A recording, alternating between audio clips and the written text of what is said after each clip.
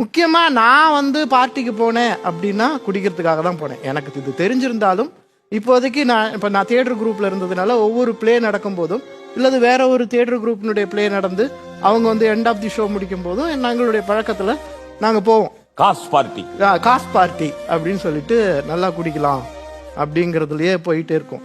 அது வந்து எனக்கு தெரிஞ்ச வரைக்கும் நான் நிறையா பார்ட்டி அட்டன் பண்ணியிருக்கிறேன். மிகப்பெரிய வளர்ச்சியை ஒன்றும் கொடுக்கல, எதுவுமே பெரிய வளர்ச்சியை ஒன்றும் கொடுக்கல.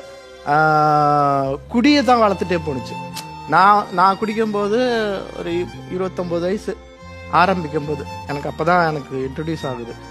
தியேட்டர் பார்ட்டிலாம் இருக்கிறதுனால 1, 2ன்னு போனது கூட்டிகிட்டே போக ஆரம்பிக்குதே தவிர அதனுடைய நிதானமான குடிக்குள்ளே போகவே இல்லை. அப்புறமா நான் வந்து எனக்கு பாடி தான் இன்வெஸ்ட்மெண்ட். நான் ஒரு ஆர்டிஸ்ட்டுங்கிறதுனால பாடி தான் இன்வெஸ்ட்மெண்ட்டு. இது பாடியை கெடுக்குதுங்கிற உணர்வுக்கு நானே ஆளாகிக்கிட்டேன். எந்த ஒரு நண்பனுமே வந்து இல்லைடா இது பண்ணாதுன்னு யாருமே வந்து சொன்னதில்லை.